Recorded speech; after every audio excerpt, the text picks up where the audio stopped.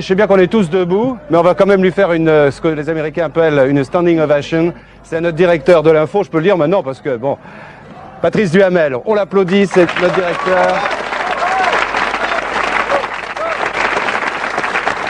Patrice, on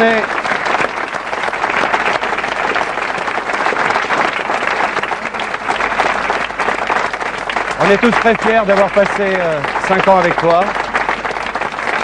Alors qu'est-ce qu'on ressent quand on est directeur d'une rédaction comme celle de la 5 et qu'on est à moins de 3 heures maintenant de la fin, quoi. Je dirais qu'on ressent de la tristesse comme tout le monde, et puis aussi parce que la mort c'est l'heure du bilan et il faut faire le bilan, et de la fierté, de la tristesse, parce que je crois qu'on peut pas assister à la mort d'une grande chaîne de télévision pour la première fois dans le monde en direct dans un peu moins de 3 heures. Je dirais sans déchirement et sans déchirure. Je crois que chacun ici et tous les téléspectateurs et au-delà même le ressentent ce soir. Mais je crois aussi, puisque c'est le bilan, qu'on ressent de la fierté, parce que tout ce que le personnel, et pas seulement les journalistes, faut pas parler que des journalistes ce soir, tout ce que le personnel de la 5 a fait depuis 5 ans, c'est formidable. Je dirais aussi que ce qui a été formidable, c'est ce que la chaîne, cette 5, malgré toutes les erreurs qui ont pu être faites, bien évidemment, et nous en avons fait aussi des erreurs, il faudrait pas l'oublier. Mais je crois qu'elle a vraiment apporté quelque chose. Elle a apporté quelque chose, vous le verrez peut-être tout à l'heure avec Jean Minot, le directeur des programmes, et avec Carlo Freccero en termes de programme. Elle a apporté, je crois, énormément en termes d'information. Avec vous, Gilles, avec Jean-Claude, avec Marie-Laure, avec Béatrice, avec Guillaume Durand, bien sûr, dans les journaux, en termes de rapidité, de réaction, de rapidité de travail, et je dirais aussi de réflexion. Et les téléspectateurs et certains de nos amis, confrères ou critiques l'ont peut-être un petit peu oublié. Et on cite toujours les présentateurs, mais il y a ceux qui sont derrière les caméras, Jacques Hébert, le rédacteur en chef au début, tous les producteurs et l'ensemble des journalistes. Pour les journaux, ça a été formidable. Regardez ce qui a été fait aussi en termes de magazines avec l'équipe de Patrick de Carolis, Reporter, Urgence, on en reparlera tout à l'heure, Histoire vraie, Public, tous ces magazines qui, je crois, ont marqué la télévision, et Reporter notamment, qui a été l'un des magazines les plus primés en France et en Europe au cours des 5 dernières années.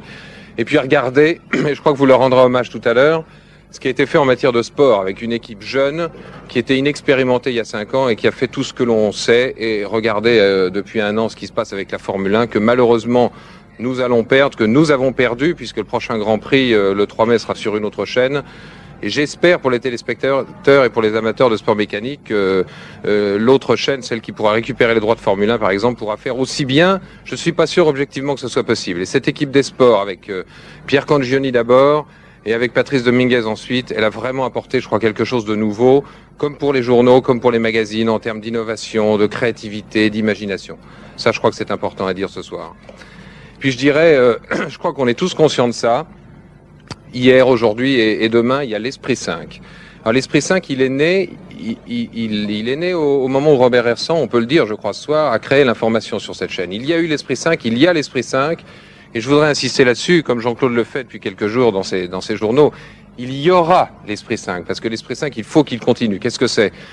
C'est tout simplement d'abord la liberté. On n'est pas les seuls, hein, il ne faut pas non plus exagérer, mais je crois qu'elle était très forte ici, très vivante et très vivace.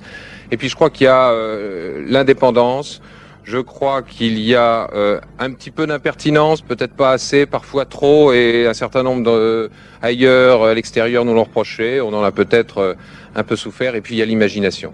Et cet Esprit 5, il a vécu, il a soufflé malgré toutes les difficultés, il faut qu'il continue à souffler. Partout où seront les personnels de la 5, partout où seront les journalistes.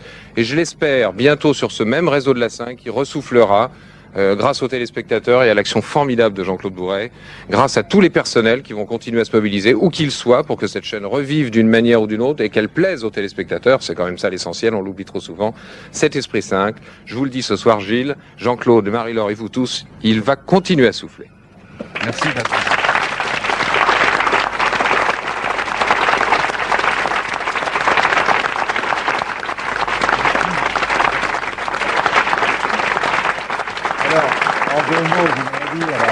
Aussi quelque chose, parce que c'est la vérité.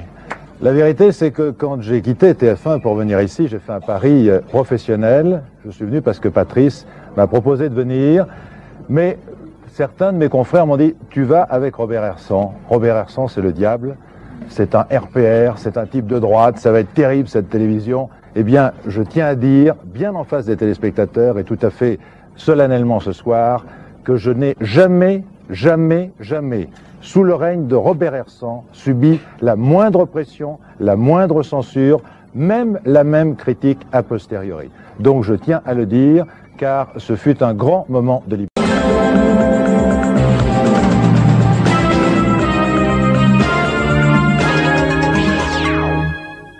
Prochainement, la 5 et Walt Disney vous emmènent dans un monde enchanté, plein de merveilles, de fantaisie et d'histoires inouïes, grâce au chef-d'œuvre de Lewis Carroll.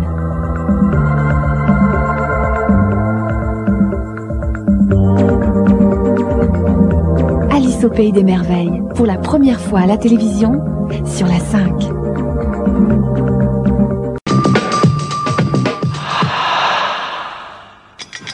À Mexico, la Williams de Nigel Mansell s'est encore imposée. L'abandon d'Ayrton Senna en manque de réussite avait rendu cette suprématie imparable. Mais prix de Formule 1, c'est avec Connexion.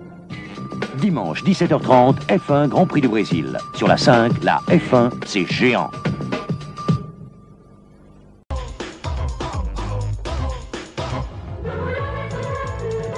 Olemis, tout ce que la planète Terre compte de jolies frimousses et de resplendissantes créatures va défiler sous vos yeux éblouis.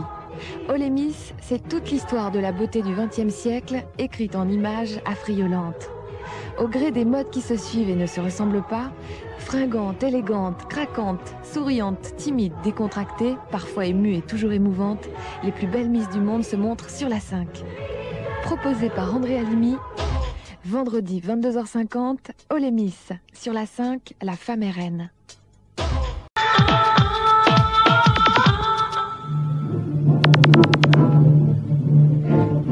Ah, la semaine dernière, les absents ont eu vraiment tort, car c'est le témoignage d'un jeune agriculteur qui a redonné sa dignité à la vie politique. Ce fut éblouissant de vérité. Par mois, actuellement, j'arrive à gagner 2000 francs. Sachez, messieurs, qu'un agriculteur, il n'a pas droit au chômage. L'agriculteur, il dépose le bilan, c'est tout. Le chômage, ça n'existe pas pour lui. Alors sachez que ça me fait rigoler, mais ça me fait aussi pleurer. Quant à la semaine prochaine, on ne va pas s'ennuyer, car c'est à la fois l'ouverture de la chasse, il y a déjà eu 4 morts, et l'ouverture du Parlement. Or, les plus valeureux et les plus travailleurs des parlementaires se demandent parfois à quoi ils servent dans la 5e République. Lundi prochain, 20h50, la nuit du Parlement et des chasseurs. Lundi 20h50, la nuit des chasseurs et des parlementaires. Avec Guillaume Durand, les absents auront vraiment tort.